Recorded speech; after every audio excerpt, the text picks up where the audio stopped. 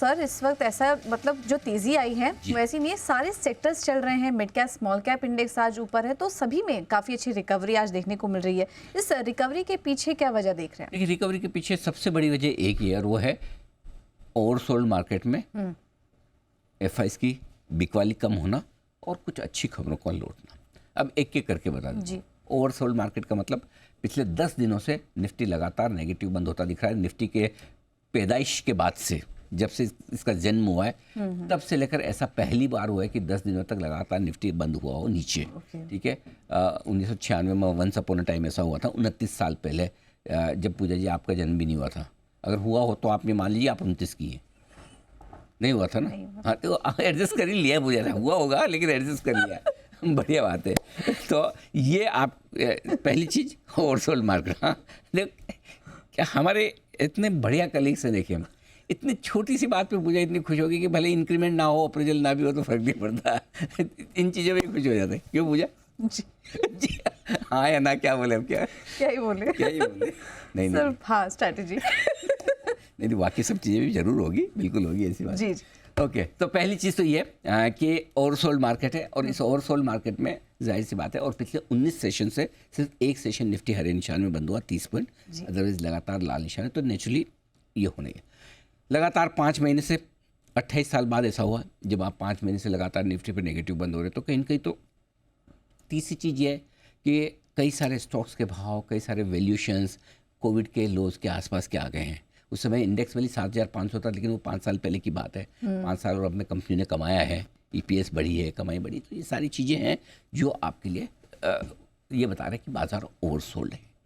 एक तरफा गिरावट हो चुकी, निफ्टी 16% टूट चुका है ऊपर से, बैंक 12%, 13% टूट चुका है, mid cap index 23, small cap index, mid cap index 27, small cap index 29% करीबन लुढ़का है। तो ओवरसोल्ड तो है ही, तो कहीं कहीं कभी न कभी तो रिकवरी आनी है। तो फिर रिकवरी, पहली चीज़ ओवरसोल्ड। दूसरी चीज़ जो आई है वो एफआईएस की बिकवाली, क्योंकि गिर आप किस ले रहे हैं? एफआईएस की बिकवाली की वजह से। पिछले 2 सेशन से एफआईएस की बिकवाली कैश मार्केट में छोटी होती हुई दिखी है। स्टॉक फ्यूचर्स दबा के कवर कर रहे हैं और सामने घरेलू फंड्स ने बहुत बड़ी खरीदारी कंपेरेटिवली की है एफआईएस की बिकवाली के मुकाबले। तो पहली बार घरेलू फंड ज़्यादा कॉन्फिडेंट नजर आ रहे हैं इन लेवल्स पे पैसा डालेंगे। और तीसरा और सबसे बड़ा कारण ग्लोबल मार्केट्स आया है। डर टेरिफ वॉर का जरूर है, लेकिन उस टेरिफ वॉर में बाजार अब पॉजिटिव चीज़ें ज़्यादा पड़ रहा है कि ये ट्रम्प साहब है ना, इसे हवा में तलवार घुमाएंगे, कहीं भी बिना निशाना मारे फायर करेंगे, ये चलेगा नहीं। उन पर भी दबाव आएगा, आप लगाएंगे तो दूसरे भी लगा सकते हैं। ऐसे में मामला बिगड़ सकता है। बिगड़ेगा तो खाली सबके लिए नहीं बिगड़ेगा, आपके लिए भी बिगड़ेगा। इसलिए टेरिफ वॉर से जो कुछ डर है वो अमेरिका को भी आना चाहिए और अमेरिका को आते हुए भी दिखा है। नहीं तो अब तक तो ये लग रहा था सारी चीज़ नीचे हो रही है, अमेरिका के लिए अच्छी हो रही है, लेकिन अमेरिका का ख़राब हो तो सबका ख़राब होगा। इसलिए अगर महंगाई अमेरिका में बढ़ेगी, महंगी चीज़ें वहाँ पर होगी, तो फिर सबको दिक्कत आएगी। तो ये एक जो डर अमेरिका में बना है उसका फ़ायदा दूसरा उठा रहे हैं। कैसे? कच्चा तेल $70, बॉन्ड यील्ड 4.25%, डॉलर इंडेक्स लंबे समय बाद 106 के नीचे है, 105%। ये चीज़ें ग्लोबल मार्केट्स के लिए, इमर्जिंग मार्केट्स के लिए काफ़ी अच्छी है। तो ये कुछ तीनों चीज़ों का जो संगम बना है, त्रिवेणी संगम, इसमें बाजार ने आज डुबकी लगाई है तेजी की। कारण ये रहे हैं जो आपने पूछे। बिल्कुल, तो ये तो कारण थे रिकवरी के, लेकिन जब ये जो रिकवरी आई है अभी, अब इसमें क्या करना चाहिए ट्रेडर्स को, निवेशकों को, क्या सलाह दें? 2 ही चीज़ कर सकते हैं, या तो खरीदें या बेचें, और तीसरी करना चाहिए तो देखें, कुछ ना करें। तो कुछ ना करना तो बहुत अच्छी बात है इस मार्केट में, क्योंकि एक दिन की तेजी से, एक दिन की रिकवरी से चीज़ें खत्म नहीं होती, ठीक नहीं होती, सब कुछ ऑल इज वेल नहीं हो जाता, है ना। आपका दर्द और ना बढ़े ये ज़रूर हो रही है, लेकिन आपका घाव ठीक हो गया और इलाज हो गया पूरा और आप एकदम फिट है, वैसा भी नहीं। अगर भाई 26,300 से आप 22,000 आ जाएं, 4,000 पॉइंट्स घटने के बाद 400 बढ़ जाएं और उसमें कॉलर ऊंची करके चलने लगे हैं, तो फिर आपका भगवान ही मालिक है।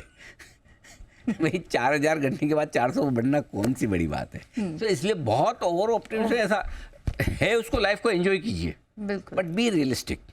अगर कोई ये सोचता है कि आज की रिकवरी से सब कुछ ठीक हो गया, लाइफ में अब सब तेजी है, तो अभी थोड़ा जल्दबाजी है। ये भी हो सकता है आपका 21,964 लो बन गया और वापस आपको 1-2 साल ना देखना पड़े, बहुत बढ़िया है, मुझसे ज़्यादा खुश कोई नहीं होगा, लेकिन उसकी कंफर्मेशन आने दीजिए।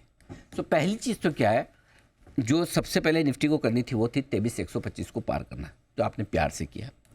2 दिनों का ही 23,261 था, वो भी आपने कर लिया। सर सॉरी 22 रखो यार, 23 हो जाएगा, इसलिए मेरे को ऐसा मन में आ रहा है। हो जाएगा, कोई बात नहीं, पूजा जी थोड़ा एडजस्ट कीजिए। 22,125 पहला, 22,261 दूसरा, और तीसरा लेवल जो पार करना है वो है 22,450 के आसपास का। अब वो नेक्स्ट टारगेट ही है। सो अगर आज आप 22,125 के ऊपर बंद होते हैं, अच्छे ही हैं। 22,260 के ऊपर बंद आ जाते हैं, बहुत अच्छे है। और 22,450 के ऊपर होता है, यू आर जीनियस। इससे बढ़िया कुछ नहीं है। थोड़ा दूर लगता है, बट यू नेवर नो। आजकल कोई दूर और कोई मंदी में कोई लेवल दूर नहीं होता नीचे की तरफ, रिकवरी में कोई लेवल दूर नहीं होता ऊपर की तरफ। तो ये आपके लिए पहला लेवल। बैंक निफ्टी पहला लेवल जो आपको पार करना था वो था 48,375 का, कर लिया प्यार से। दूसरा 48,575 जो पिछले 3 दिनों का आई है, वो भी हो गया। अब आपके लिए 48,750 के ऊपर अगर आज क्लोज मिल जाए, मज़ा आ जाए, बहुत बढ़िया हो जाए। नहीं तो भी कोई बात नहीं, हमें क्लोजिंग अगर 48,375 के ऊपर। बैंक निफ्टी जरूर ऐसी जगह है जहाँ क्लोजिंग बहुत ज़्यादा अच्छी मिलने की अभी तक जगह नहीं बनी, क्योंकि 48,375 के ऊपर क्लोजिंग चाहिए, वहाँ से आप मुश्किल से 75-100 पॉइंट ही ऊपर है। निफ्टी तो बहुत उस रिस्क से ऊपर है, लेकिन बैंक निफ्टी अभी ज़्यादा ऊपर है नहीं। सो लेट्स सी क्या होता है, बट ओवरऑल एक अच्छी क्लोजिंग मिल जाए, डे हाई पर मिल जाए। हायर हाई हायर लोस तो हम बना चुके हैं, डे हाई पर बंद हो जाए और पिछले दिन के या पिछले 2 दिन के हाईज के ऊपर जाकर बंद हो जाए, तो दिल है छोटा सा, छोटी सी आशा, इतना ही चाहिए और कुछ नहीं चाहिए। बिल्कुल, तो 2 दिनों से संकेत भी दे रहा था बाजार, और आज वो संकेत सही भी साबित हुए हैं। शानदार रिकवरी आज देखने को मिल रही है। सर, अब अगला सवाल फिर यही होगा कि जिनकी एग्जिस्टिंग पोजीशन है वो क्या करें, और जो काफ़ी समय से वेट कर रहे थे कि अब खरीदे क्या उनके लिए सही समय आ चुका है? देखिए, 2 चीज़ एक समझिए। पहले ट्रेडर्स की बात कर लें जी।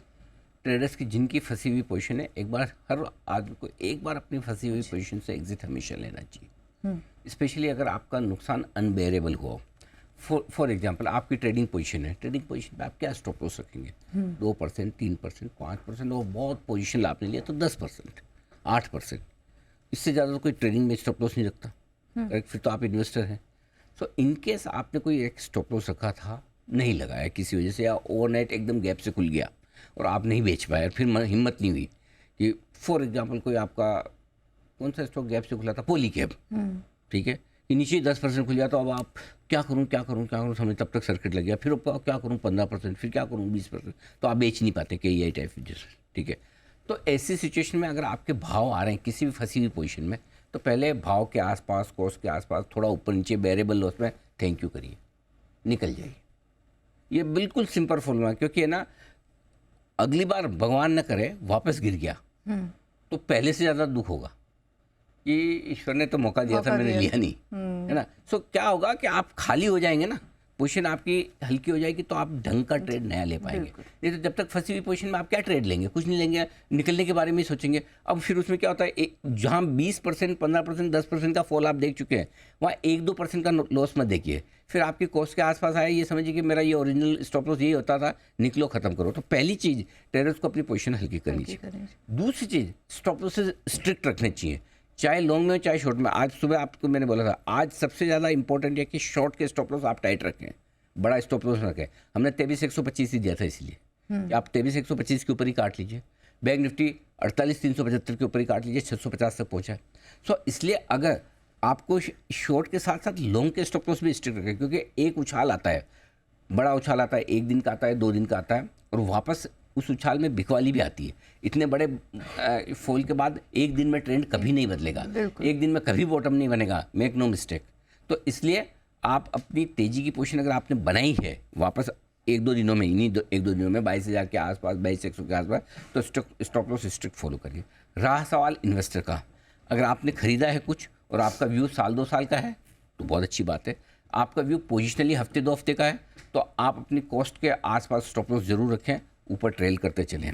रहा सवाल ऐसी इन्वेस्टमेंट वाली पोजीशन का जो आपने पहले खरीद के रखी थी, फंस गए और आपको लगता है गलती हो गई थी, ऐसे ख्याल बार बार मन में आए हों कि खरीद के गलती की, तो आपकी इन्वेस्टमेंट वाली पोजीशन पे भी जब एग्जिट मिले एग्जिट करते रहिए। ये सिंपल सी चीज़ है, बहुत क्लियर है। सो इसलिए मार्केट 1-2 दिन बढ़कर वापस वोलेटाइल हो सकते हैं, वापस प्रॉफिट बुकिंग आ सकती है, एक तरफा तेजी ना हो, ये संभावना पूरी है।